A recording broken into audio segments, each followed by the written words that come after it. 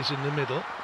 Checks back against Carter and scores. That is atypical for the Myanmar goal.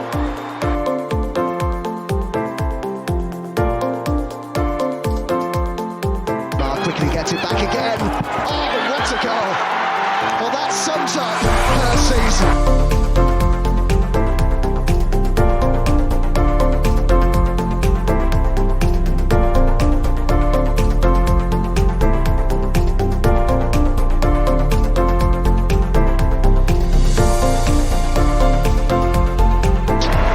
The Gunners are WSL champions. Welcome back to Vic Akers Wonderland. We are now back for the England pod.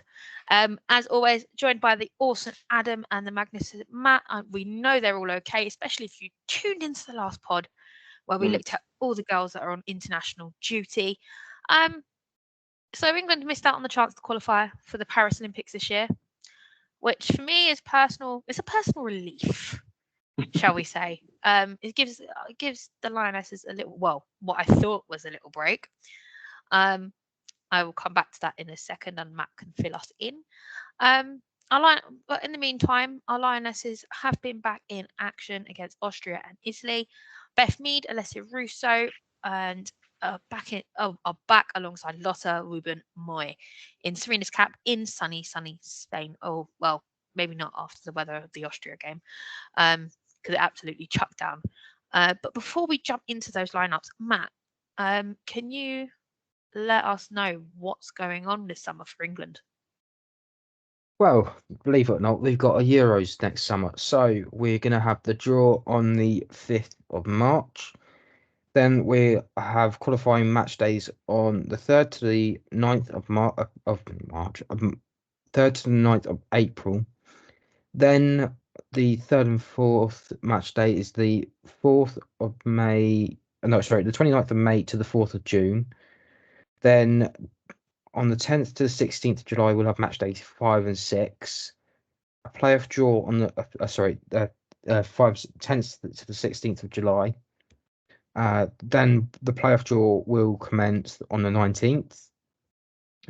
So essentially, we're going to have a summer of international games, and they don't get much of a break.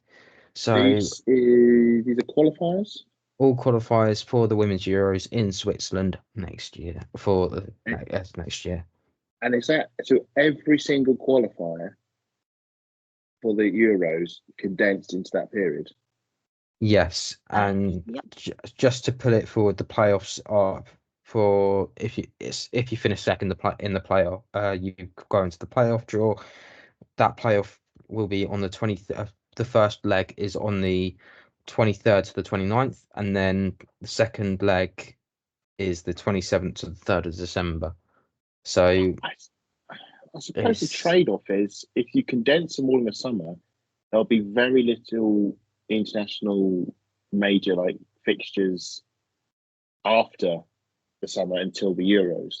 I'm assuming it'll just be friendlies, unless the Nations League picks up again and we end up going through that. Nations League will be the filler, so that potentially means no more Arnold Clark Cup. Oh well, okay, so silver lining. It's just the scheduling sucks. Let's just say it. Yeah. I mean, I don't know what's going through the head of the person that's planning all this, but we're at serious risk of player burnout. It's not just England; it's across the European teams. I think we're beyond risk. It's happening. I mean, it's like with global warming. There's a risk of climate change. No, it's happening. It's same with the burnout. So burnout is not something that will potentially happen. We are seeing it. We are seeing it with the ACLs. We are seeing it with the injuries. We're seeing it with people talking about their mental health. Players are screaming about this as much as they can, saying, please stop. And sadly not. What will it take for the scheduling and everybody else to actually take notice of them then? I would probably say that either players turn around and go, we're not playing in these fixtures. Yeah, or strike. Simple as everyone, as Adam said, strike. Just a simple turnaround of saying, no, enough is enough. I, it's difficult to say for certain what would definitely work and what wouldn't, but I would imagine that if strikes would be high on that list. The thing though, the problem is also got is that the game is gone into overdrive and growth. This is what women footballers have wanted for years: the attention, the growth, the drive, the improvements, the escalation of fans, the support, the investment. It's just happening, but it's happening condensed in a few years' time, and it's just skyrocketing. And this is maybe the trade-off is now people want to go and watch them, people want to see them play and want to see them play more, and it's gone from, rather than gone A, B, C, D, it's gone from A to straight to Z. A to Z, and it's just skips past it, and now all of a sudden they're playing ridiculous amount of games, ridiculous times in the year, because now that is the way it's worked now, and I suppose it's a question of be careful what you wish for. There's still blocks along that way though, Adam. Let's just say that. I mean, there was just figuring out the maternity stuff a couple of weeks ago, and now it's all come about. There's a lot of sprinting before they can walk. There's a lot of things happening without the stuff that they need to happen behind the scenes to facilitate this. So yes, it's great playing all these games, but you've got to make sure you've got all the facilities, the recovery, the S&C. I mean, I was at the documentary premiere for Beth and Viv, and one of the things I talked about is the lack of strength and conditioning. Players had growth when they were just starting out because stuff wasn't there, and so now the players are being forced to play ridiculous amounts of games, and obviously we all know that the international game is bigger compared to the club game, because that's how women's football has always been. There's always been a bigger push towards the international games because that was where the coverage was and that's where the interest was. And this is a greater demand that a lot of these players just simply aren't in a position to handle, and that is a real shame. And we are now seeing the repercussions of that. But as we also know, women's game, no one listens. No one listens to the demands of players. It's all about everything else. And the big thing obviously is money.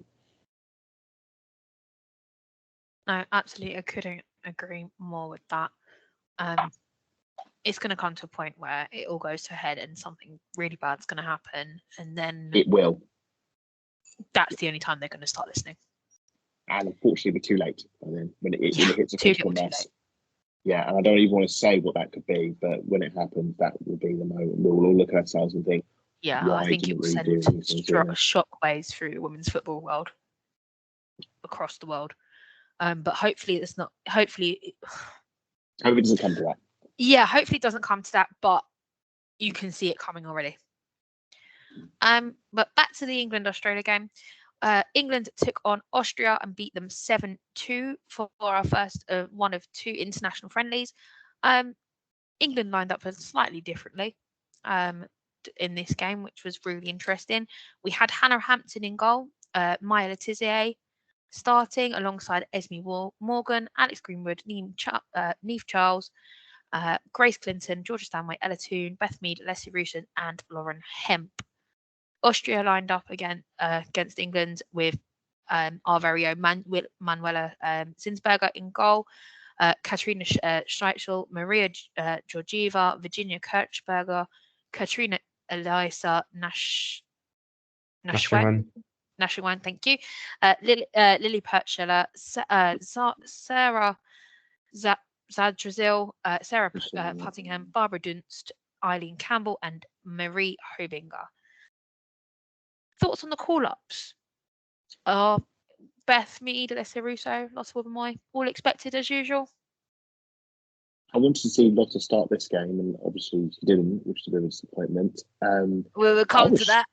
I know we will. But I was shocked to see how much Sarina had rotated, because it's most unlike her, because normally she does just stick with the same. But I think maybe the World Cup and maybe the the Nations League game since showed her that the team does need a bit of freshening up. And I think there were some very interesting picks in there. Look at Letizia, Clinton, Hampton in goal. It was good to see some fresh faces in there, and I think they did themselves justice to be there. Oh no, absolutely. I mean, Sarina Wiegman did say in her pre-match interview she has a chance to try things out. This is mostly because this is the first time outside tournament football that we've actually had international break. So the squad has been switched up majorly. Is there anybody you'd like to get an opportunity to play for England? Like just anybody you can think of? There's one player that I can think of, but she's got an ACL at the moment, and that's Gabby George. Fantastic left back. She's knew that would have been a choice for you, Matt. Very versatile player as well. She can play a centre back as well. I think she would have been on the list higher up this year, similar to Maya Letitia in that defending order, especially with how we had centre back issues. I'd imagine Gabby George would have been on that list to have a try. I think there are a few probably others that you could probably mention. Poppy Patterson, maybe. I can't really think of many midfielders at the moment that I think some people might say Jordan Nobbs to have a go. I think our time has passed. That's what I'm thinking as well. Her and Lucy stand fourth. I think that's it. It's done. You've had your opportunity now. That's it. She didn't play. She's in the World Cup squad. Didn't come on till. Yeah. I think sometimes the manager will pick you, but you won't be up to their standards, and that's just what it seems to be the problem. It's not about what anything that you've done wrong. Although to be honest, everyone knows who I'd rather have a Jordan than some other midfielder in there. Not naming names. But does her name rhyme with Schmatey Schmellam, perchance? Does she play for Man United by chance? Yes, and she was hacking away left, right, and centre at the Emirates. Not getting a card when she should have. Before Matt explodes, I'll interject I'll throw another name in. And what was interesting to see her not selected, that was Nikita Paris. Yes, her form has been wow. She has chosen. That's mad. She's found herself at Manchester United, but I do wonder if Sarina is looking maybe towards a more, not the players who are good maybe now, but the players that will be good at the time the Euros happen. I think there is an element of it. As we talk about Jordan Nobbs, maybe time has passed. Has Paris's return to form come a bit too late for her? I believe Sarina did actually speak with Paris and just told her, if you keep doing it and you might get in the next one. I think it's important with players is to not maybe pick them on just a short burst of strong form over a few games, but there has to be an overall long trend. And then you also have to consider, are they going to be a long-term pick for the team? Is Paris going to be a team player that will be in this England setup long-term? Because what Sarina does with the team is she picks a similar 11 because she wants to build those connections up and make them be a great unit. And we saw the benefits of that at the Euros. Is Paris are going to be a key part of that, or are there younger players coming through like Jess Park, like some Lauren James, who maybe are the players that need to come through? And I think maybe that's going to work against Paris, which is a shame because the time in which she was ideal to be picked, unfortunately, she was playing for Arsenal, and we saw how that sort of ruined her.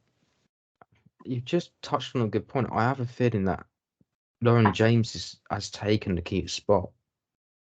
And that's what's going to be the difference at the end, is that Lauren James is essentially more versatile than Nikita. Nikita can play on the wings and she can play in front. Lauren James can play attacking midfield at the wings and, if needed to, up top. We know that we haven't really had a number 9, so to speak. You'd say Rachel Daly and Alessia Russo, but at times we've seen at Arsenal this time that Alessia likes to go outside the box and then there's no one in the box to help her out. But now that Beth Mead's coming in, that's helping her out a little bit. And Rachel Daly's a fullback. And Rachel's had a really bizarre season. Let's put it this way. The thing is, to compete in this England team, you've got to be able to play in multiple positions. Yeah. Yes. And if you haven't got more than 2, you're not going to get a sniff, I'm afraid. I know we sit here and joke about Rachel Daly being a left back, and she is predominantly a striker, but that's that versatility, being able to put her at the back, is what gets her call up. Because if it goes wrong with Alex Greenwood in this game did look very shaky to me. And if something had gone wrong with her, we'd have Rachel Daly back there, personally. And that's one of the reasons why I think that Alex Greenwood's probably better as a left back than a centre back. That's just a personal thing. I know she plays centre back for City, but in long run, she's able to get up and down. She can put crosses in, and she is pretty lethal with her head. If you've seen some of her heading ability, but I have a feeling that once we have the Bright Williamson combination back, I imagine Alex Greenwood will be playing left back again. I don't see her playing centre back unless Millie Bright steps away after this Euros, which is very much very 50-50. Let's see what happens with injuries and all that, touching wood. No, absolutely. We'll just have to wait and see how that one plays out. But a little bit of good news for Tottenham Hotspur. Grace Clinton got her first England cap. What have you made of her season at Tottenham so far, guys? If you've actually caught any Grace Clinton minutes at all? I think I've seen more of Grace Clinton in this game than I've seen in her entire W. That's nothing against her. There's just I haven't been watching their games. Lottie's laughing, by the way. I mean, we're Arsenal I can't help fans. myself asking Arsenal fans if they've been watching Tottenham. I know. This is not a. We should say this is not a question to inspire like insight and internet. This is a stitch up, and this is purely for the. Pretty much. I'm sorry. I'm not going to take the opportunity that. to stitch the pair of you up, especially as Adam's sitting there in an Arsenal shirt. No, absolutely, and obviously Lottie's sitting there in an Arsenal jumper. No, we haven't obviously watched it closely in the play. We are Arsenal fans. Our focus is naturally on the other side, North London. We should say Clinton. She was played actually in the North London derby. Just thinking about it now. No, well, we should say that Clinton isn't actually a Spurs player. She's actually, I believe, she's actually a Manchester United player on loan at Spurs. Yes, she is. But the noise is about Clinton is that she is doing very well at Spurs, and we probably say Spurs are actually having a decent season. They're not battling relegation like last time. They've come to mid-table and they've taken a few scalps, us included. And I think they're playing. It's great to see. And hopefully we'll rectify that fault this weekend. It's great to see new players, first cap, and I think we can agree Clinton, certainly in the first half, was very good. Made a very positive impression on my first cap. I hate to say it, I actually enjoyed watching her play. Yeah.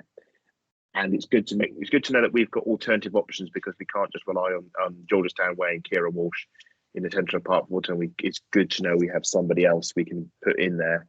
And and crucially in this case, Walsh didn't start. We were able to keep her on the bench and bring her on later on. Positives for Clinton, certainly. Just on her stats, she scored 4 goals this season. So not too bad. She's got a fair few assists though, hasn't she? Because I've been raking the points on the fantasy football with her. That's for sure. 13 starts, 4 goals, 2 assists. So that's 6 goals and assists this season. So that's not bad. Fairly good. Not bad. Right, I'm going to end up going on a little rant right now. What does Lotte Ruben-Moy need to do to get a bloody start? Apparently score. Well, we all know she started for Italy, but I'd actually planned this part of the show beforehand. How does Esme Morgan start when she can't even get a sniff of a start as Man City in the last 6? Well, we should say that maybe when you have consistent performances from Lotte week after week after week at Arsenal, is it time to give Greenwood a break? I would say Morgan and Greenwood as a pairing makes sense because they are teammates at club level. We should just make that clear. I think it's a question because of what's happened with the Italy game.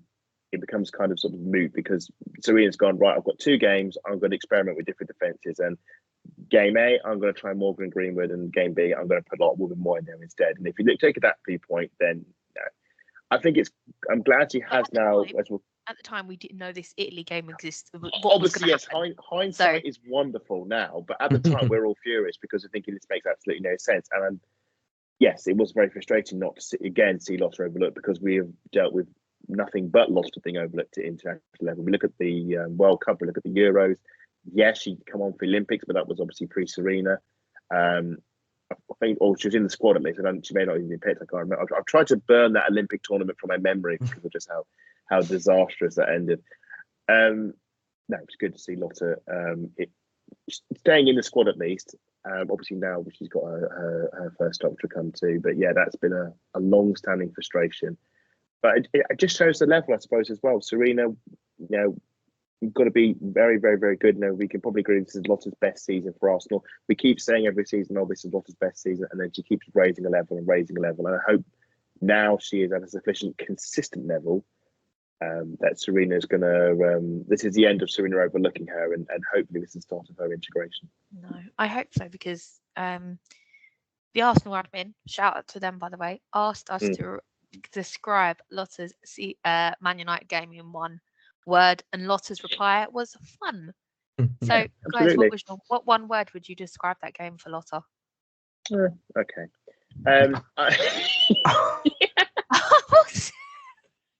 No, she's gonna kill you. That was worth it. That was worth it purely for the reactions. Yeah, good. But I think I was more shocked because you said that. I've looked at Matt. Matt's looked at me, and we go, "What?" Matt, what's your one word before Adam continues winding me up? Exceptional. I had to think. I know she got the player of the match from the supporters, but I know for me, Chloe was the player of the match. But Lotte had a fantastic game, and she continues to surprise people, especially when it's against a high caliber opponent. You go just back. Just a shame she wasn't playing one of the day. Oh, he's done the wind up. He's definitely back. So it took 3 minutes for the Lionesses to get on the score sheet. Russo clinically pouncing on a loose ball in the box after a Mead shot was spilled into her path after she hit the post. Is this the most Arsenal it can get on an international break? Yeah, Arsenal working together to get England the lead. It wasn't good for Marnie, was it? I take it we're going to talk about Marnie throughout afterwards. Yeah, we are. So I'll leave the goalkeeper discussion. Leave the discourse to the end. Leave the discussion for now. Yeah, I'll save that for the second half, Matt. Yeah. I have got a very good question for you in a little bit, but yeah, it just gets more. We can't get more Arsenal than that. Grace Clinton then got her first goal along with her first cap. Just 15 minutes into her senior appearance, shot from the edge of the box, cannoned off the crossbar. Clinton was denied, and 4 minutes later, she grabbed her first goal, nodding home a Lauren Hemp cross from close range. How massive is that, Matt? For her first game. Yeah, whenever you get your first goal, it's huge. I think back to.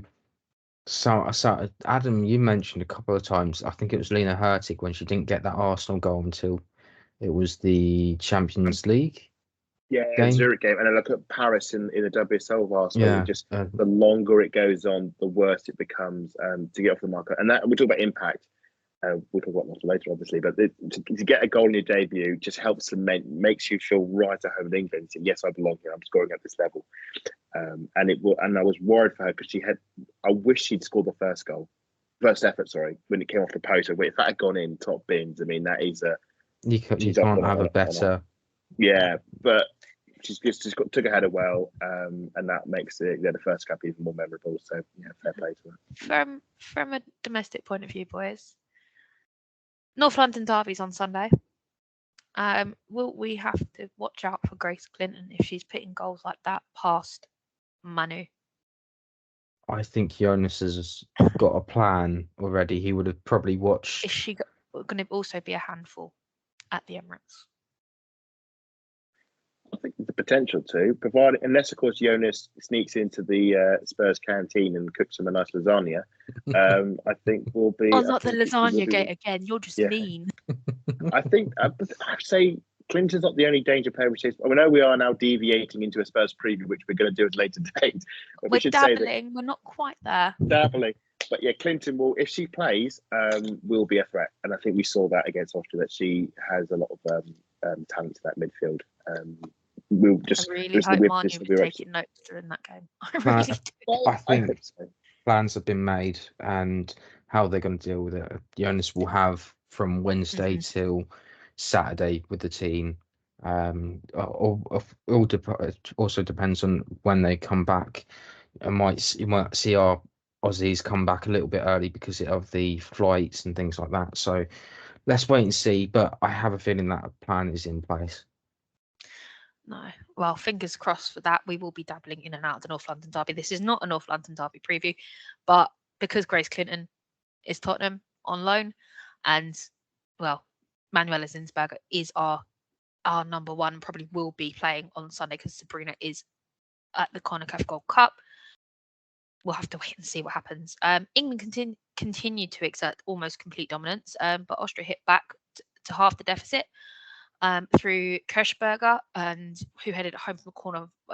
Who she found herself unmarked in the box, so she headed it straight home.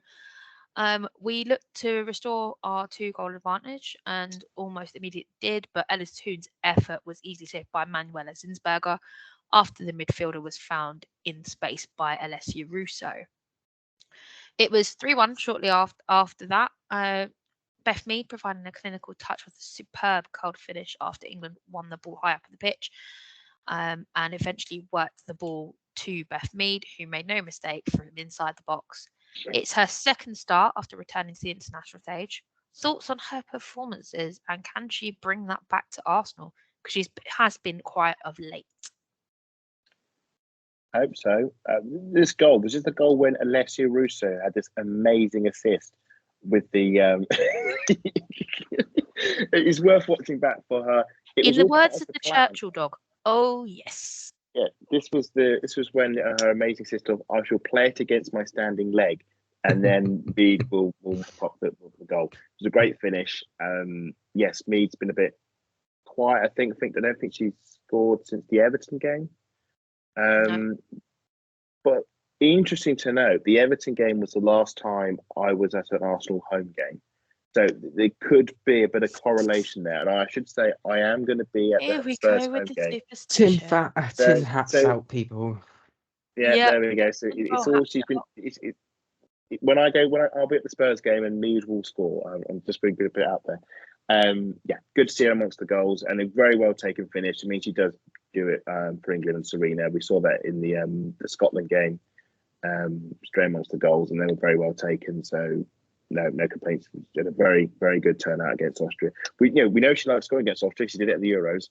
So carrying on that tradition, which is good to see. No, definitely. So it's 3-1 at halftime. Matt, what was your initial thoughts of that first half with the change-ups and experimentation that Sarina was doing? I was more surprised by the fact that we'd come out the gates and we scored within the first 3 minutes. And it does get quicker in the Italy game. I know. I think what's probably the surprise for me is the fact that when we've originally played these types of games in qualifiers, they've been close, they've been gritty. There's been like a togetherness from this Austria team, and to be carved open like you're a piece of bread for a bacon butty or whatever you like, some sort of sandwich, whatever you like. Carved up like a piece of meat. Sorry to all the vegans and vegetarians that are listening. But that's right. You get vegetarian meat and vegan meat, so you'll get your alternatives. Oh yeah, that is true. But yeah, it's just that really threw me. So I don't know if it's a case of because some of those players have retired. I'm trying to think of my head. Victoria Snyderbeck has retired. She was originally. They miss Laura Greenwater. Yes, I think that was definitely considering that Laura would have been marking Beth for this game. You'd imagine it would have been toe for toe, no one given an inch, and England would have had to be made to pay on the other's flank with Lauren Hemp, and I'd imagine that would have probably happened. But I think it's not just one player. I think there are players there that they completely miss, and they're not up to that standard. You look at some of the players that they do have in that squad, Sarah Zadrazil, Kirsten Dunst as well. They are high quality German Frauen Bundesliga players, and it seems that the others aren't up to those sort of standards. So it is a bit more difficult. I think that's going to cross with another question we're going to have later on. But back to the first half, the fact we were going in, I think by conceding one was a bit of a shock as well, because we didn't really do much defending, and when we did, it's just a lapse of concentration, and the tallest player wins the header. If Jill Scott was there, she would have probably been able to head that away. That's one player that we do sort of miss in that England midfield, a really tall midfielder. I was shocked how easy it was to play against Austria. I just remember Austria as being this tough, frustrating, difficult side to come over. It's always a 1-0 win. It's tight. It's scrappy. It's a very different side from the Euros. Extremely different. I mean, the warning signs. What was the time on the clock? 3 minutes. I can't even believe it was 3 minutes. It was Russo getting up to lead, and it was like, this is. When it's like when you play FIFA and you forget to correct the difficulty setting, and it's like, now, hang on a minute, something's wrong here. This is stupidly easy. It was really weird to watch, and I think it also helped. Because I remember those Nations League matches, especially against teams like Belgium, where we were just so stodgy and slow and not really sort of getting the connections going. The team just seemed a bit off. I think they've really benefited from just this reset, and they've come in. Obviously, Mead's come in as well, which helps. And they look a completely different team, but Austria just look woeful. And I don't think it's down to just one player in Lara Wienreuther. I just think maybe this is a collection of players at the moment just aren't fit for purpose now, and needs change there, whether it's management or new players coming in, because that was the most un-Austrian performance I've seen just defensively. I mean, we're going to go into the second half. The mistakes, the lack of organisation, just really, really bizarre, and rather worrying. No, absolutely agreed. So we resumed our dominance after the break, and we had our first sight of the goal within 5 minutes after a restart. Stanway surged clear down the left, but Elatoon went shot wide, unfortunately.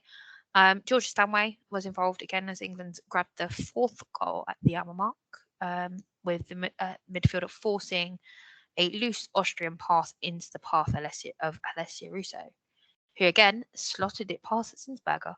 Aren't we glad she plays for the Arsenal now? I mean, I was. This is what God I want to talk about. Errors. I mean, I was watching it and I was like, how is Russo in that much space? That shouldn't happen. And Austria were trying to play. I mean, in England, we know we're in a high press, which is sort of becoming the norm, which is great. But Austria were playing out from the back and just playing into England's hands just constantly. And I think it was Zedrusil who got the ball taken off her, and then suddenly there was just no defence. And suddenly Russo is onside, nowhere around her, and all the time in the world to look at Manu, pick a spot, tuck it away. I thought it was great to see Russo get a brace and obviously score those sort of 1v1 moments, because there's been times for Arsenal where maybe the composure hasn't been there, but took them very well.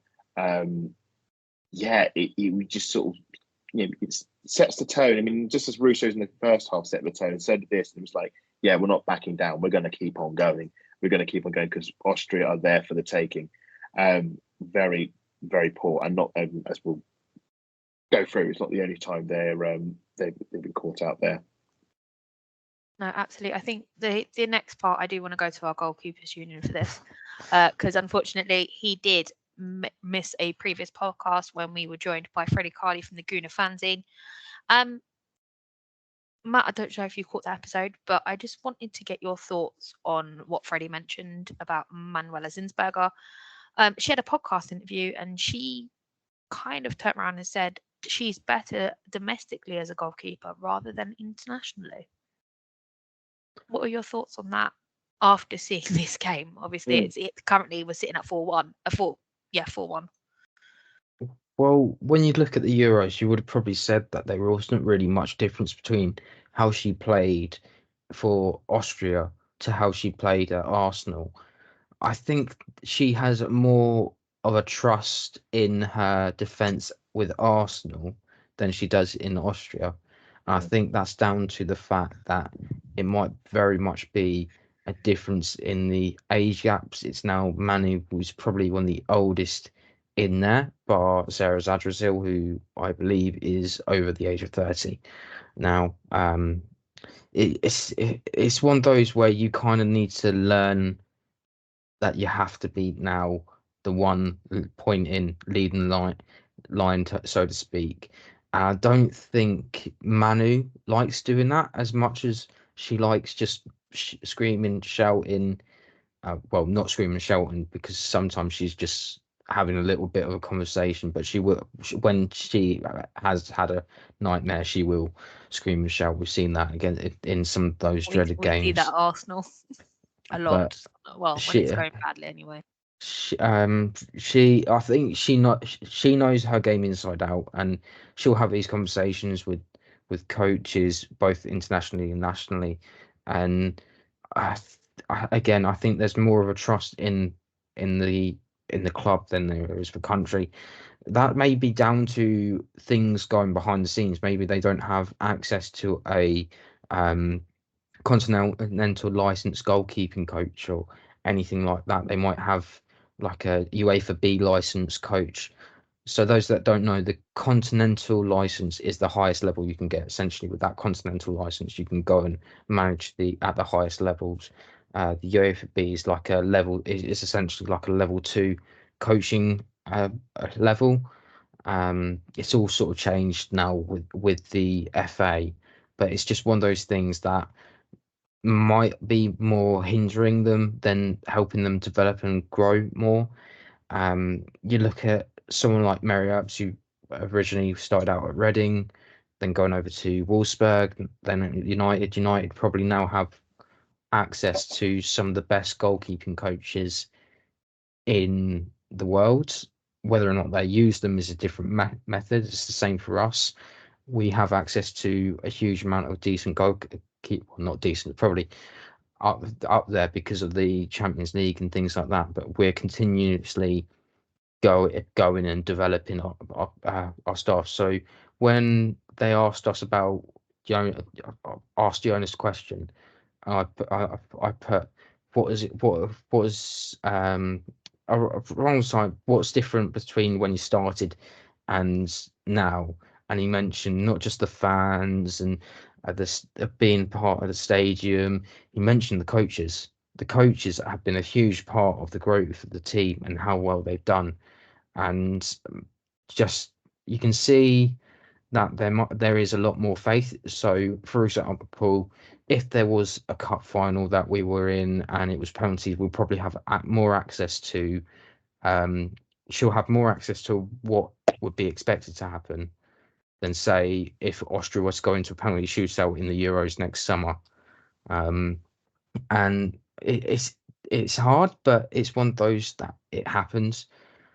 It just means that you need to find a way to develop your own national team, put a little bit more money in because you've reaped the rewards. We've seen it with other teams. We've seen it with other countries. It's just one of those natural things. If you don't invest, you're not going anywhere. You see the likes of Reading, Watford, etc. You're going to fall behind. 100%. I think for Manu to come out and openly say that, at least she knows that there are faults there, and she probably knows now that there are things that need to be done and improved, and that's something that they can look at in the future, but maybe it's not there just yet. I couldn't agree more with that one.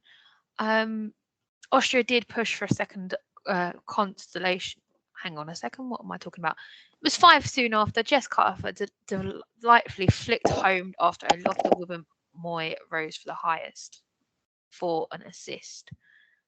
Adam, how sublime was that wonderful header from Lottie before the tap-in for Jess Carter? There's a bit of confusion around it because obviously we were overjoyed to see her come off the bench at half time. It was fantastic. I thought excellent. It's the Arsenal fans who happened once again. Yeah, absolutely. And she comes to header, and we thought, excellent, it's her first England goal. What a chance to get it.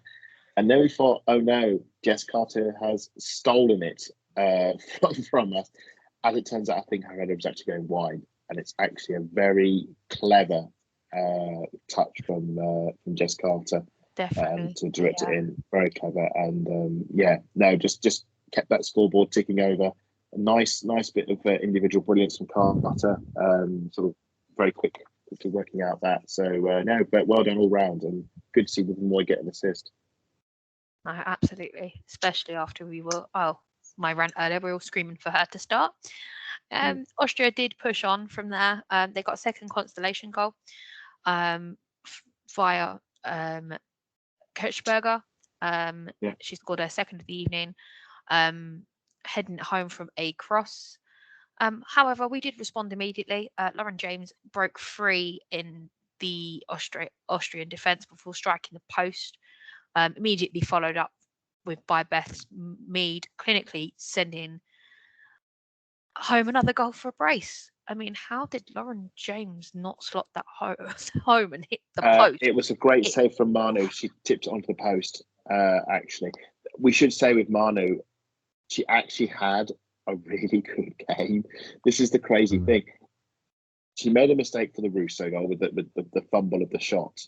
But everything else was either unsavable or a defensive mistake, and she made quite a lot of saves to keep that score down, because that could have easily been double figures. See if I can get the stats up for her. Yeah, if she goalkeepers union, are you in agreement there? Yeah, honestly, when you see these games, you know that you're going to have the better end of the stick. So it's always difficult when you're a goalkeeper to keep busy and keep that scoreline down. The fact that Manu did do that, I'm just trying to find the stat. Here we go. She was unlucky with Lauren J because she made the great save, tipped onto the inside the post. Beth Mead, as you know, all good strikers, follow up, anticipating there might be something, and she takes it rather well, because it's not a agreeable angle. She gets that, it's a tight angle, but tucks it away very well. Puts it at 6-2. The big frustration for England in this whole performance was the fact that we conceded 2 goals. You just think they're so avoidable. And it's all about, again, it's about the defense. I know we swapped the defense around and we rotate out some players, but it's just sloppy stuff like that you need to get out of the game, because set pieces, especially, they are controllable. You can set yourself up to defend them. We didn't do that very well. We didn't contest that enough. The problem, you talk about Manu. Well, Matt looks for stats. The problem is a lot of her stuff gets clipped up and put on Twitter. And say, "Oh, look, Manu's finished." She's had some howlers with the international team, but goalkeepers, to be a goalkeeper, it's not just about your individual. It's about your defence. It's about the communication with you in the back line. I think it's pretty clear that Manu's relationship with the Arsenal team, her Arsenal defence, and the way they all work together is a lot stronger than it is with the international setup. And whether that's to do with the fact that the defence has changed, or whether she's not going to have games with them, or down to coaching, it remains to be seen. Or maybe she needs another keeper playing for Austria who can challenge her position and improve her. But you shouldn't judge her time at Arsenal based on her time with Austria. You should judge her based on what she's doing at Arsenal. At the moment, it's doing okay, but for Austria. Suspect is where with some of the cases. Unfortunately, the moments like that happen. Oh, absolutely. I mean, just to add to Manu Zinsberger's woes, although she had a great game, Rachel Daly then rounded off the evening with England's 7th goal, smashing it home from close range after finding herself 1-on-1 with Manu Zinsberger. Yeah. Again, defence. Clinician, is she not? It's Austria did a high line.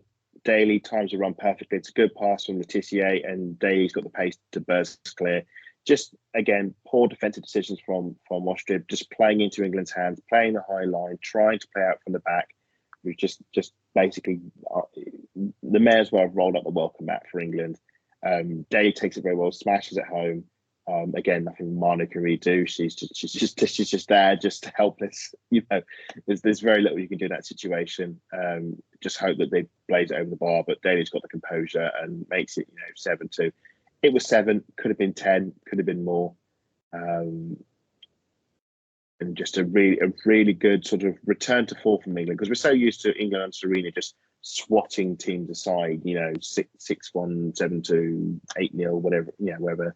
those score lines have sort of stopped recently. Is I think maybe it's in the mental, maybe due to the injuries we've had. Didn't we? Well, we did obviously have Mead and Leah Williamson out with ACLs, and they are, some of the crucial cogs in our team, especially Mead in the attack. Mead's our back, and that probably does show with this scoreline. So a return to form, and I think that scoreline is it. I'll give maybe Austria, maybe so we've got two. Maybe I'll give them one. I think two is probably a bit generous on them, but certainly England were good value for their 7 goals. And it sort of got the international break off on a good footing. 21 shots, 14 on target. So of those 7 went 7 in. saves. Yeah, so that's a 50% 7 average saves or save. blocked. That's against a team of our quality. That's brilliant as far as I'm concerned, as an Arsenal fan. But as I said earlier, she's much better domestically than she is internationally. But we're going to move on to our game from tonight at the time of the recording. He's in the middle, checks back against Carter and scores. That is atypical for the Myanmar goal. England v Italy. Lineups came as England, Mary Earps, our number one's back, Mary Earps, Lucy Bronze, Alex Greenwood, Neve Charles, George Stanway, Kira Walsh, Grace Clinton, Chloe Kelly, Alessia Russo, and Lauren Hemp. Italy lined up with Laura Giuliani, Lucia Di Giuliano. Oh gosh, I'm gonna have a struggle with this. Di Giuliano, Martina Lenzini, Elena Linari, Valentina Bergamach, Ariana Caruso, Aurora Gailey, Michaela Katina, Lisa Botian, Sophia Cantore, and Michaela Cambiaghi. Thoughts on the lineups, guys? Did we expect to see Mary Earps back? I was hoping to see Cara Keating get a start personally, but Mary Earps is England's number one. It would also been weird of her maybe to have not played at all. So I think if Keating was going to play, it would have been the game against Austria. Her time will come. She will hopefully get around in the and she's got plenty of time. She's 19. Plenty of time. Yeah, exactly. She's still young. The big news obviously was Wilbur Moy started, obviously. So she lined up with Greenwood in defence rather than Morgan, and we'll come to how well maybe she did. Good to see Walsh get a start. Was obviously on the bench for the. I'm really sorry, but I forgot Lotte Wubben-Moy on my list. After all of that, I've just looked and I went, huh? I've only got 10 players there. Well, maybe this is the problem Sarina's had. Maybe she's meant to have picked onto Wubben-Moy and kept forgetting. Maybe that's why she's been missing out on all these England starts. Oh my God, I've been manifesting a Lotte Wubben-Moy start this whole time for me to do this on the podcast. Wow. Right, Someone's going to have that sound Criminal. effect at the end, a small violin or something. Someone's getting sacked in the morning. Anyway, Wubben-Moy starts great. Kira was back in the side. Great, we know the quality she has. And Beth Mead rested. Had a very good game against Austria. But I think she actually had spent the game on the bench, actually. I don't think she ever got the, break glass to sub on me. Got no minutes. It's quite nice, though. I don't know if you saw. She when they did have the bench, they weren't on a proper bench. They were on holiday chairs that you usually see when you're on holiday abroad, deck chairs, so it was very nice of them to be given some chairs instead of a bench, but I suppose it's not used very much. Just for me, I was expecting Girelli to start. Girelli's a huge player, not only for Juventus but Italy, but she's for whatever reason she's starting on the bench, and then I guess you're going to talk about her coming on.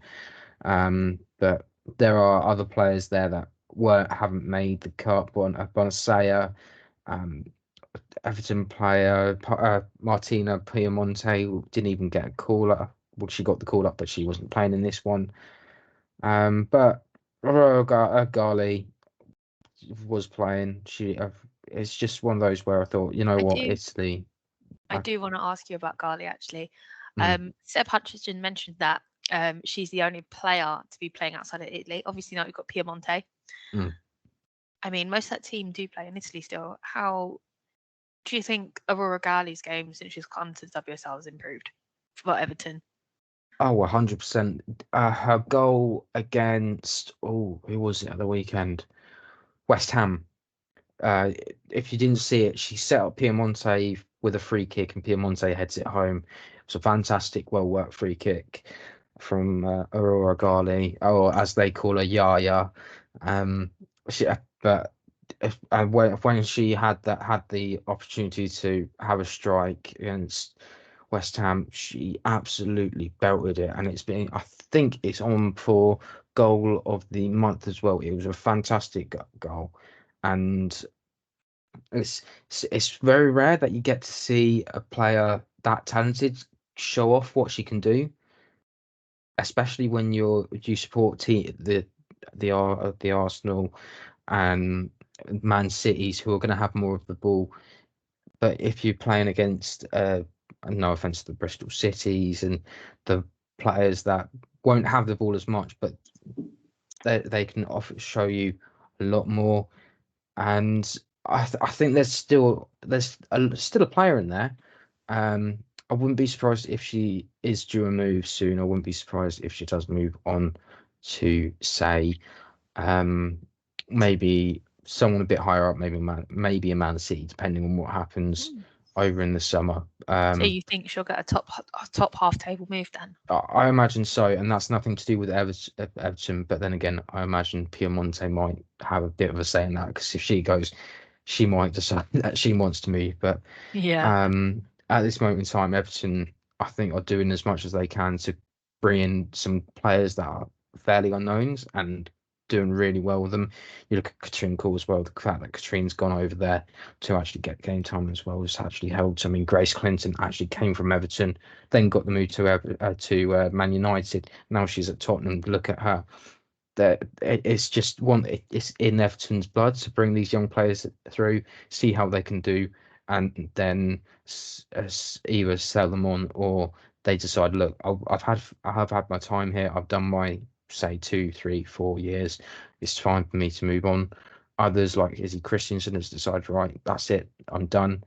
I'm going to retire here. It's similar to Jill Scott in some ways, but Everton is a club that's got a lot of passion and room for improvement. There's no reason I could imagine them trying to attempt that top 3 finish soon. Well, they did try a few seasons ago. They didn't go so well. Backfired completely. Badly.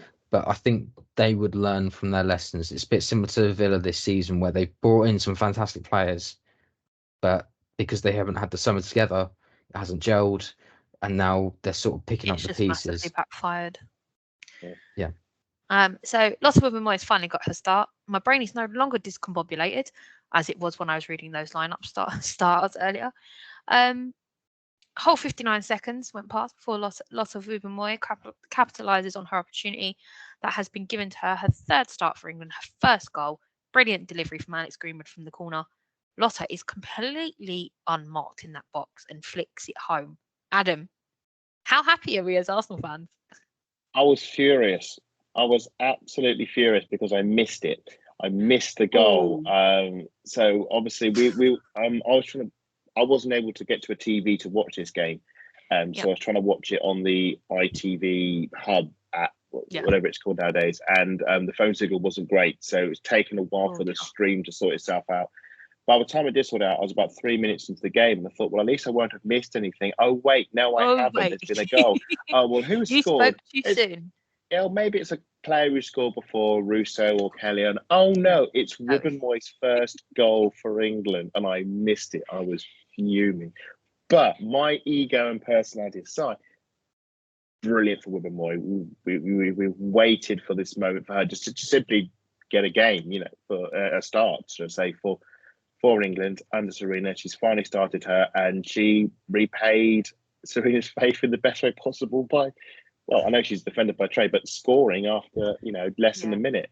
Incredible from her. It was a good header. It was a whip corner, near post flick. We're going to talk about this Italian defence.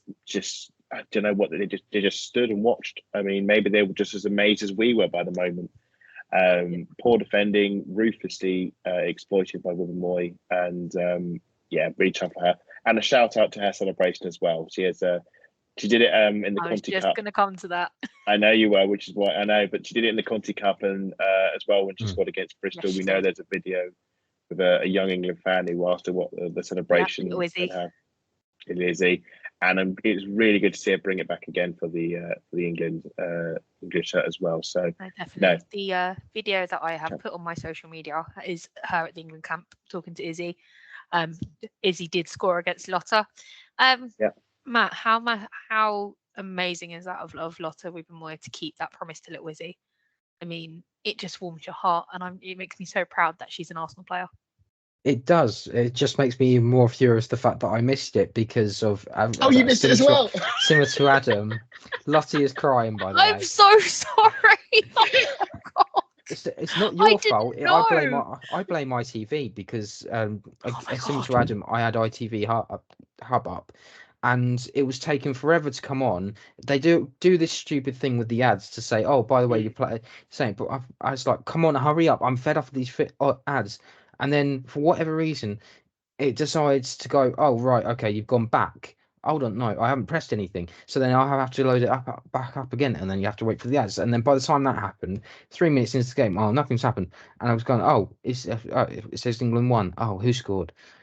So I had to go and find. I had to go through Footmail. Oh yeah, so sorry.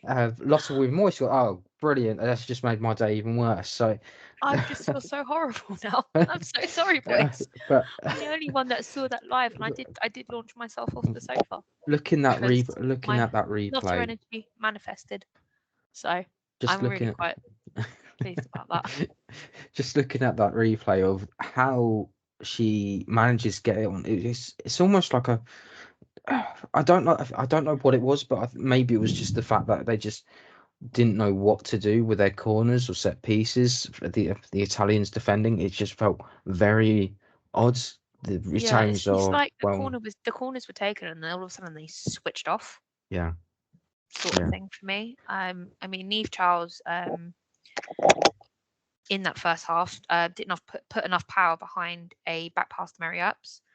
Michaela Cambiaki took full advantage of that. She cuts the ball back to the middle with Mary Earps still off her line, but before Italy can score, the whistle was blown because the ball went out of play. Italy are known for their high press in game play.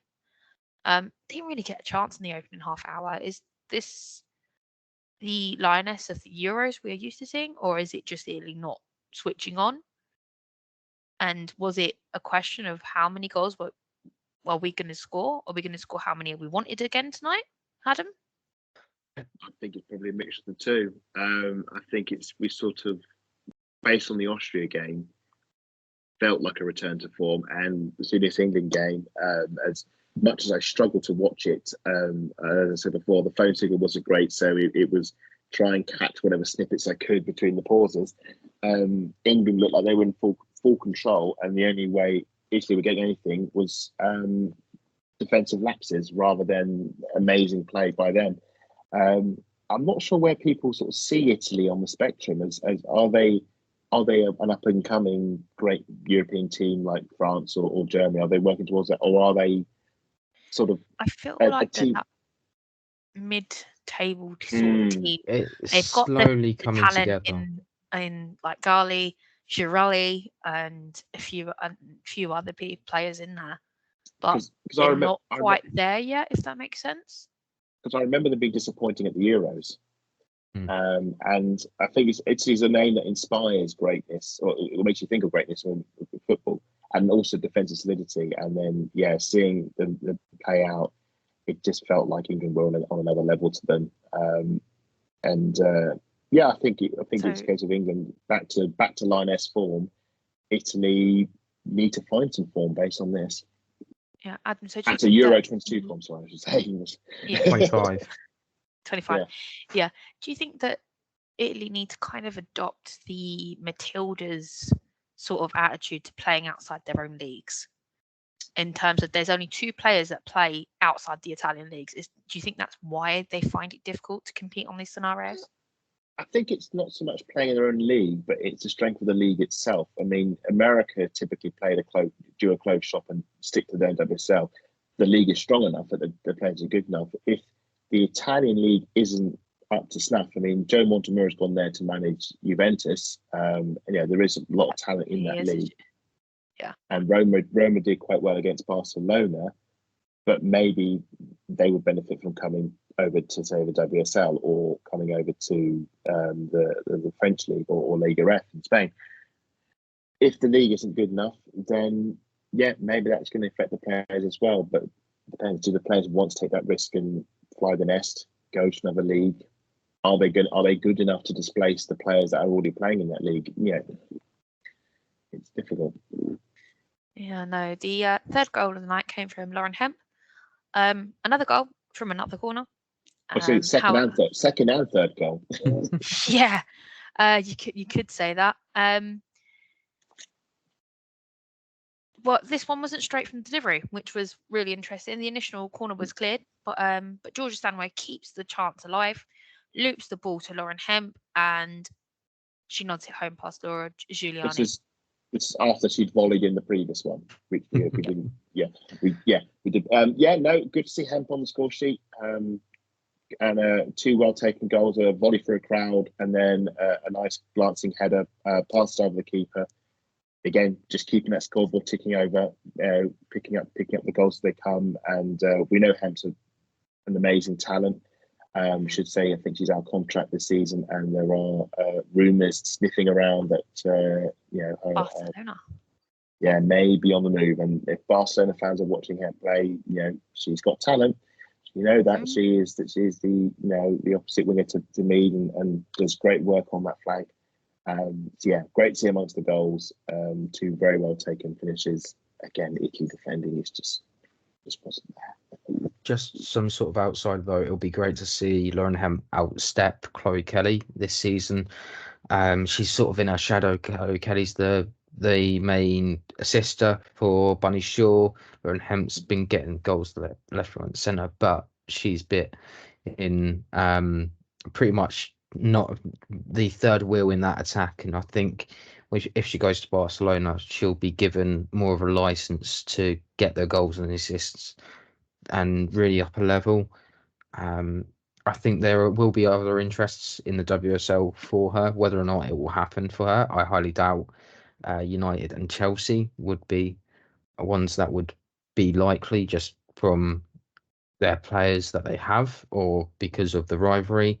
But I'm sure there's plenty of options for her, and she'll choose what she wants. I just want to say hats off to Georgia Stanley for this, because it was a fantastic to be able to control that. Very, it reminded me of the statue of Dennis Bergkamp, where she's just with the pose. Yeah, when actually. I just had to think about that because obviously the game is quite fresh. We watched it on today, and I was like, it's very similar. Great. It's just really well kept in, and the fact that Lauren Hemp's been able to react to it as quick as she has, it's a great skill that she has.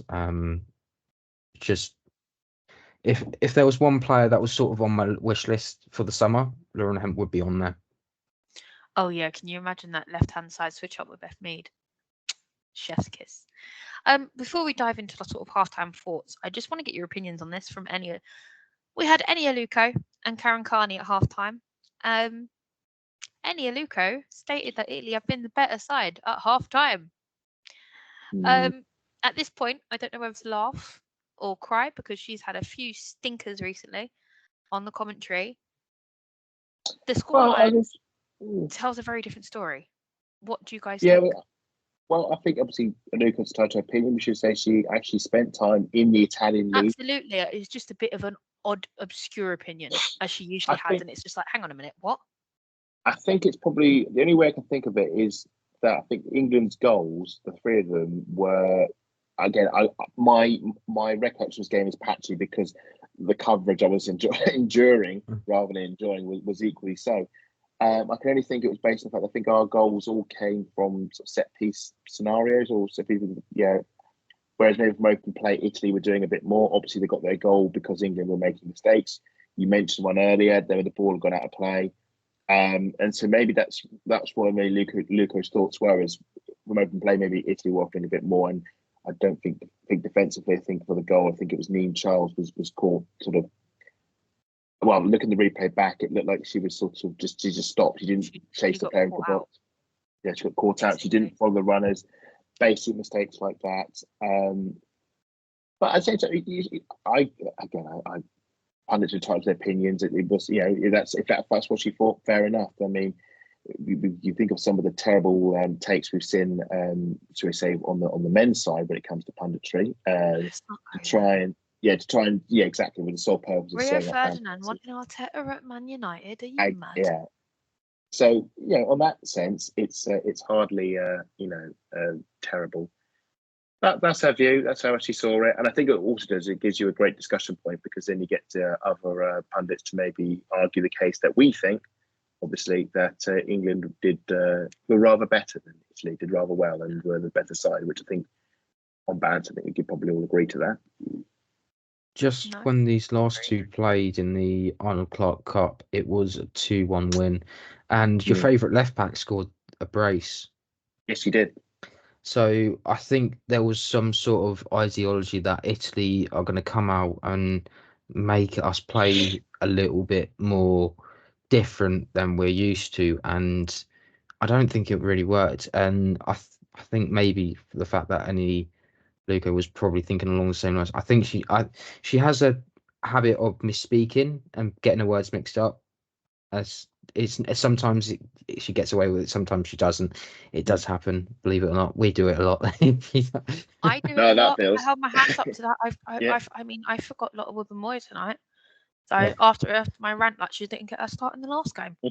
I forgot to answer one of your questions. How do you think I feel about Izzy? That's cool. Poor little Izzy. He's probably still there waiting for an answer. It's just the fact that we've got a huge connection with everyone from women's football to grassroots, including little Izzy. It's huge. And for those that don't know the story of Izzy, it's worth the read because she's been teaching people British Sign Language, which is essentially people who can't use their own language. That's really bad of me. I'm going to stop. I think the word you're looking for is mute. It's not a great description, but it's the way that it's different ways. It's not. There's sign sign language and there's Makaton as well. Makaton is basically sign language for those that are mute or can't lip read. They use their certain words to sign certain things, and that little video that England did with Izzy, I think helped quite a lot of people realise that there's a lot more. And just on a UK thing, the fact that they're making it sign language a GCSE now is actually quite a good idea. That's absolutely brilliant. I mean, I did work when I was teaching at the time, I did work in a BSL school, and the amount of British Sign Language I picked up very quickly in conversations, like talking to the children, because obviously I was working with the lower end of the school, so they were just learning how to do it, and obviously I had to pick it up too because it's how we would communicate with them, and a lot of them were non-verbal. So I think that being a GCSE is absolutely brilliant. Matt, I do want to pick your brains on halftime changes. Did you expect Cristiana Girelli to come straight on from 45 minutes rather than when she did, to open up the goal scoring for Italy? I think she was going to come on. I think this is the problem that Italy have is during the World Cup, their tactic was basically any other striker, and then the last 20 minutes, Girelli will go up and she'll score the goal. And it seems to be like they've decided we're going to use that same tactic again and see how we do. But I think they're forgetting that perhaps they're not as good as they think they are when they come to the top teams. Do you think, Adam, that Italy have been a bit sussed on that front then with using Girelli?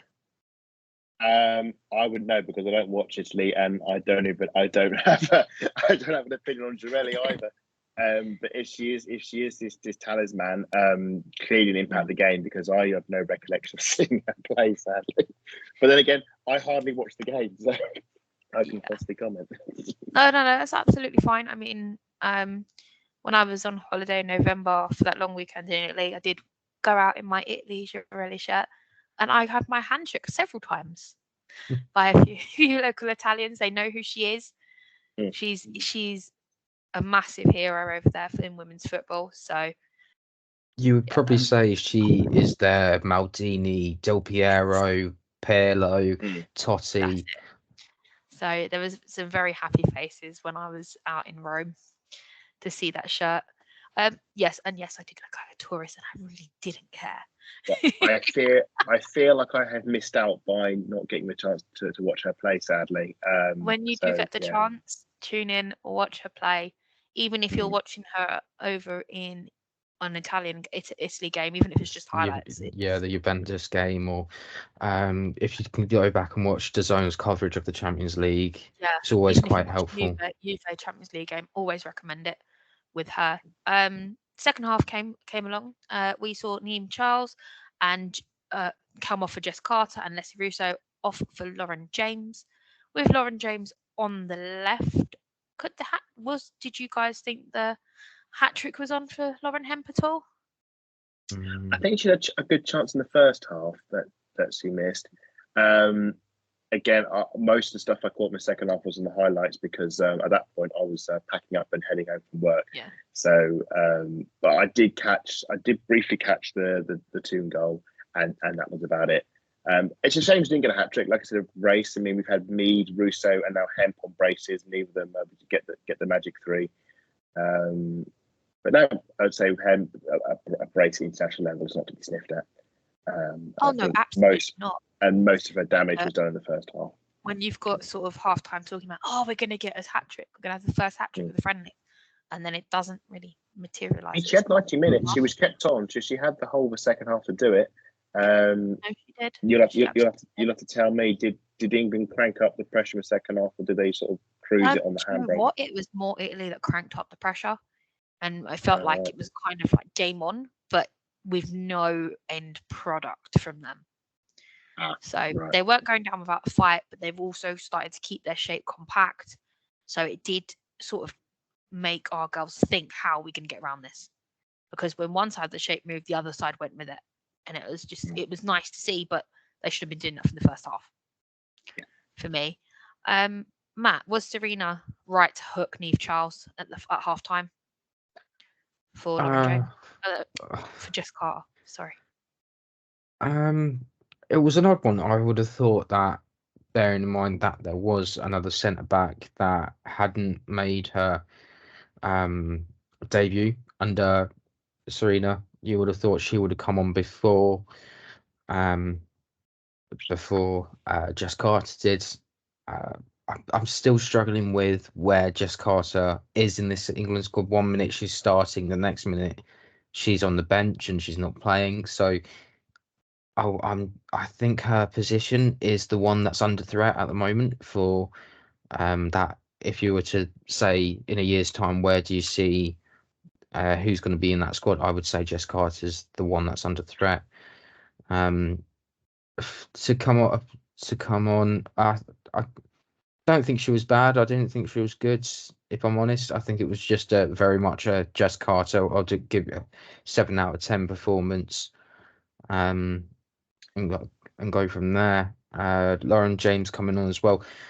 The problem is with Lauren James, you don't know which Lauren James you're going to get. Is it the Lauren James that's against Arsenal, where she's just can't even hit a barn door, or is you going to get the Lauren James that at Stamford Bridge, where she's scoring hat tricks for fun? It is very difficult to tell which Lauren James you're getting on the day. And I don't know where she sees herself, and that's the problem at the moment, because she's so versatile. You don't know where she's playing. Emma Hayes says position. Yes, Emma Hayes says her best position is as a attacking midfielder, and if that's the case, you can understand, because she can dribble, she can pass, and everything, and she can shoot from outside the box. I mean, we saw some absolutely epic skills from her this evening, I should say. She was in a dangerous position. She turned and cut in and then sent a strike towards Laura Juliana, but Juliana still got her palms behind it. I think it was really interesting while we're touching on Lauren James. Comms actually turned around and said that was her weak left foot. Does she have a weak left foot? Does she have a weak foot? I think Exactly. she can play just as well on both feet. I think it's was it say weak left foot? Did you say? Well, I think Yes. that's just lazy commentative parlance, because there is always the assumption that that the left foot is the weakest foot on the player, and just as a default, because most players are right-footed. No, I think I heard somebody do the thing, say it was Xhaka. I think there was a goal that Xhaka scored for Bayer Leverkusen, and he said, "Oh, he's rocketed it in on his weaker left foot." I think that Huh? is his His strong left foot. foot. That's his left foot. I know. I'm just thinking, That's Lauren just not Hemp. commentary. Lauren Hemp's I got know. is left-footed. Footed. I know Alex Greenwood's left-footed. I think most of that, about 3 or 4 of those players, maybe 5 or 6 of them, will be left-footed in the squad. I wouldn't read into it too much. I think that's just that it's a commentator's fumble. It's just a line. Yeah, Just but going back to Italy briefly. As I said, they were more organised, more compact, like in their own shape, in their own half when England were on the attack. They had 4 or 5 breakouts, which were closed down pretty well by our back line. Do you think this is more damage control rather than trying to score at this point, guys? I think it's probably trying to, keep themselves honest. They're 3-1 down. They could have got, we conceded 2 against Austria, and that was sloppiness. I think we should be grateful in the second half we didn't do that this time around. So improvement there, guys. Italy were obviously trying to have a go and try and get back into it. I think it's credit to the defence, but they didn't. I think we didn't make. I think it was just Carter for Charles, wasn't it? Originally, I think Turner came on a bit later on. That was the only other change. Wibben-Moy got a full 90 minutes. It was great to see. No, I think it was just Italy coming back for a reaction. Obviously, they got the boost before half time again because we were a bit sloppy in defence. Credit to the defence, they were able to sort of snuff that response out. No, absolutely. The next thing that kind of happened in the game, we had Ella Toon come on along with Jess Park for Grace Glint and Georgia Stanway. Just after the hour mark, not 4 minutes later, England found their way through the back of the net. Movement starts from Alex Greenwood with a ball over the top into Lauren James. She turns and cuts the ball in and across to Ella Toon and sends it into the net, rippling past Laura Giuliani. I mean, what a finish! I think the more I look at this goal, I appreciate the I appreciate the build up more so to it than just before Toon made that late run into the box. I mean, both subs involved with that goal. What does that tell us about England as a team right now, even with everyone we have out injured? Well, it's the scary depth, it's the level of depth we've got that we had. One of the big things they criticise Sarina for is that she just has an 11 that she just picks all the time, and I think she's showing that we are more than 11. We have options on the bench that we can do to sustain the level, and Toon and Lauren James certainly did that in that instance. The technique from Toon to control that ball, not just swing a leg and hope, but it's a side foot and it's controlled and it's into that top corner with enough power, because there's enough power on the cross to divert it. It's a very well taken finish and a good goal for Toon off the bench. Didn't start this one, and good team goal all round. You say nice ball over top from Stanley. You were saying what Lauren James are we going to get today, Matt? I think we can say we got the good Lauren James, and she showed it with her nice bit of trickery. Get the ball in the box, and Toon delivers. And I think 4-1. That's the game killed off with 20 minutes to go. Just a case of whether England wanted to push the boat out a bit more.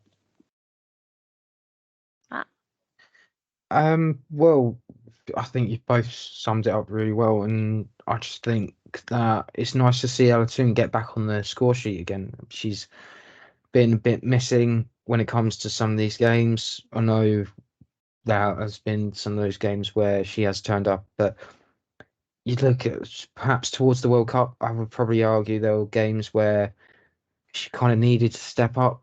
She tried to, and it didn't work. I look back to that Nigeria game. There was times where She was meant to come on and try and do something, and it just didn't happen for her. And I'm hoping that she can step up a little bit more. I know, obviously, she scored against Spain in that crucial quarter final, stopping us from a penalty shootout, heartbreak potential.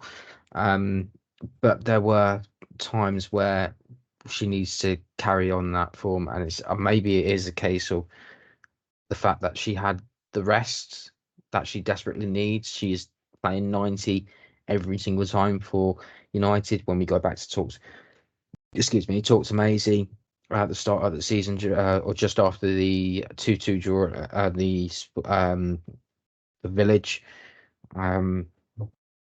it's just one of those where hopefully she just has a little bit of a rest and try and just cool herself a little bit before she has to go again. But I hope that she does. Hopefully, she isn't continuously playing 90 minutes for the rest of the season. Otherwise, we have seen it before. We've seen it with our players, even that they will snap. Something will happen. Some sort of injury. We don't want that to happen, because if I'm honest, if there was anyone in that attacking midfield role that suits it best at this current moment, it's Ella Toon.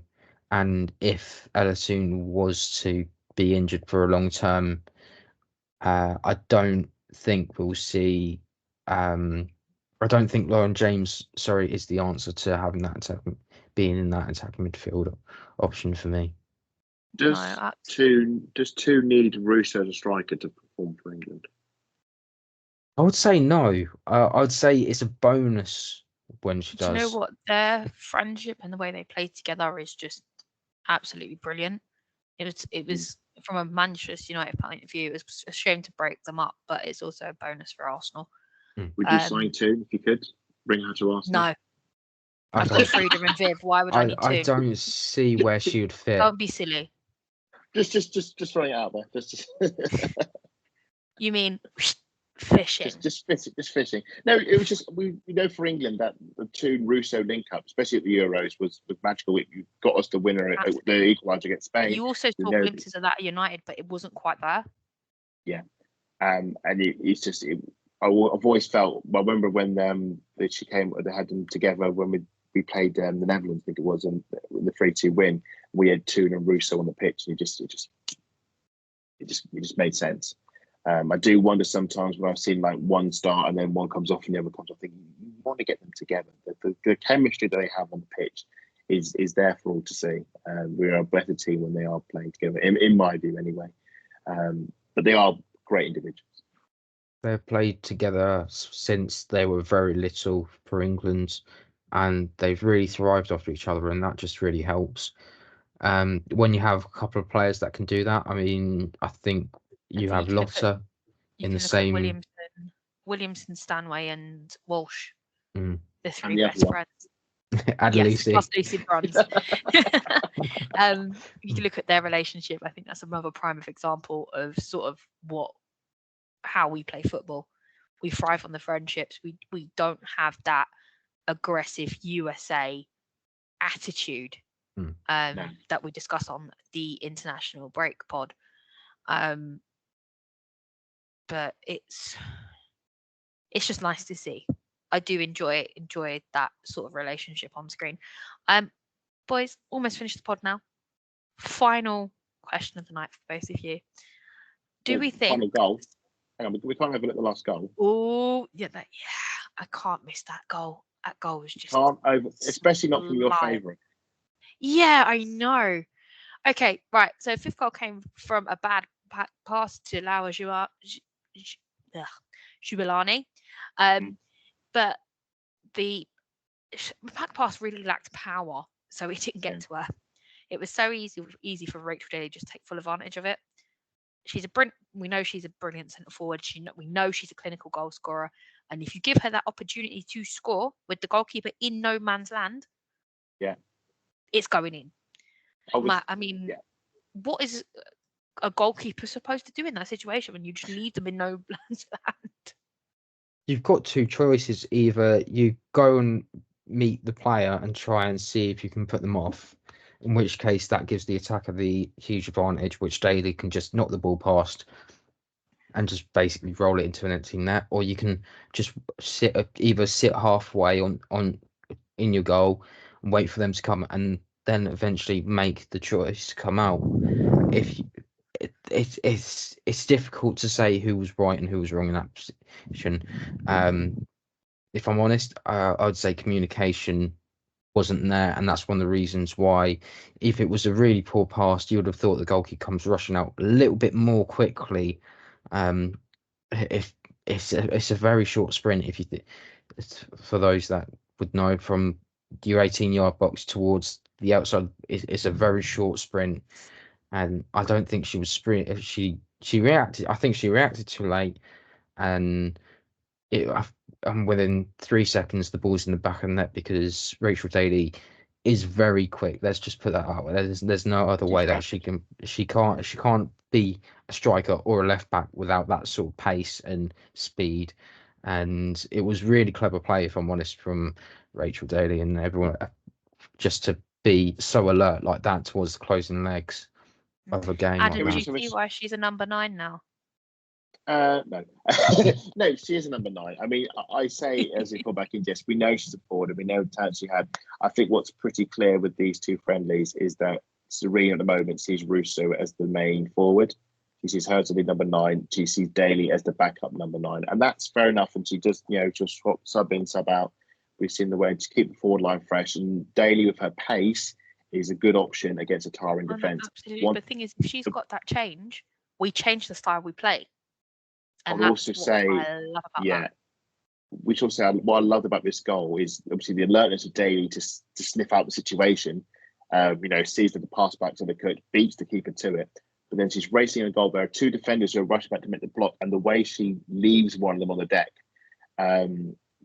fakes a shot, takes the defender out of the equation, and has the composure then to score. And ultimately, it's meaningless. It's a friendly, and it's a game that has long since departed. Italy are beaten side. It adds a gloss to the scoreline. It was very good to see Daly. Sorry, Adam, go on just quickly. I was going to say, it's good to see Daly. She gets the closing goal on both games right at the end. I think maybe Sarina has had, like Russo was a finisher at the Euros. Maybe now we're seeing Daly is going to be a finisher for England. That option off the bench, a bit of pace. In the past, it was Russo's physicality giving us the alternate option off the bench. Now it's Daly's pace is giving us the alternative option. Maybe we'll see Millie Bright auxiliary striker. I don't know, but at the moment it looks like that it's Rachel Daly's the number 2, and it's a different attacking option. It's a different tool out the toolkit, certainly these 2 friendlies, admittedly made against opposition that I think probably didn't give us the challenge maybe we'd hoped. It did work. I was just thinking that just her celebration, I think it was a nod to her dad as well. It's been a while since she scored, and that anniversary's passed up again, so I wasn't surprised that she dedicated that to her dad as well. But it's an odd one. Another player that's taken a while to score again, and it's nice to see 2 games. Two goals. It's nice to see that these players are finding some form now. So whether or not it happens at club level or it carries on towards qualification, we'll wait and see. But it's a good start to the 2024 fixtures. Oh no, absolutely. I think my final question tonight, I've not missed any goals this time. Will Sarina Wiegman be a little irritated on our lapses and concentrations into keeping clean sheets over these 2 games? This is that is the downside. That is the one downside, is we can see 3 goals, and we can probably argue all 3 are sloppy. If Italy had not one in the corner for 25 yards, an absolute pearl, you go, okay, fair enough. But all the goals you think you can trace back and go, we could have done better then. Italy goal. We know that there was, we let the runner run free. It wasn't pursued down. The corners, we lost the duels in the air. And you think, okay, we got away with it because we scored 7 goals in one game and 5 goals in another. But against Italy and Austria, you'll get that. Against Spain, USA, I know we've suddenly tried to watch. They're maybe a bit turbulent, but USA is still USA. France, Germany, that you won't had the luxury of having a five goals on the board. You know, you may be a tense 1-0 and tense 2-0. You can't afford to give away cheap, sloppy goals. We lost the World Cup because we made a defensive mistake. This is really clear. And we need to be tighter at the back. And I know Leah Williamson should have come back soon, which would be great. And same with Millie Brighton, you think they might fix it. But yeah, it's just a little sort of fly in the ointment. It's just a little irritant at the end. It's just it would have been if we did so much good in the attack, and we shouldn't take that away. But yeah, just daft stuff that we should be beyond that now. Matt, were these 2 games commanding performances for you over the winter camp? As commanding as they can be, I think in an ideal world we would have managed to get qualification for, be up for the qualification for the Olympics. I think it would have been a different matter. I think we would have different opinions here. We've been talking about going into another international game tomorrow, but if I'm honest, that was the best teams available, and you don't know who you're going to get in your group. You could end up getting these 2 in your group for the qualifiers, or you could end up with the Netherlands again, or the Spanish, or the French, or the German. You just got to be prepared for whoever you have, and I think this was a good taste of where not only us are, but both Austria and Italy are as well. And if we are to have them in our group, it's going to be it won't. I don't think it's going to be goals galore. I think it's going to be a little bit tougher, but it will be a nice little stance to figure out where we're going to be. No, absolutely, guys. Thank you for joining me on the pod tonight. If you do want to follow the pod, you can find us at VAW Pod on Twitter. That account is run between the 3 of us. You'll get all the latest updates and what's happening in and around Arsenal as well as us. Matt, where can everyone find you on social media? You can find me at MattLR28. And Adam, where can everyone find you in your mad ramblings? You can find my mad ramblings and utter nonsense at Adam Salter 4. Okay, and for everyone, we'll see you back on Friday night. Adam's back in the driving seat. We will be back for the North London derby preview. And for now, come on, you Gunners.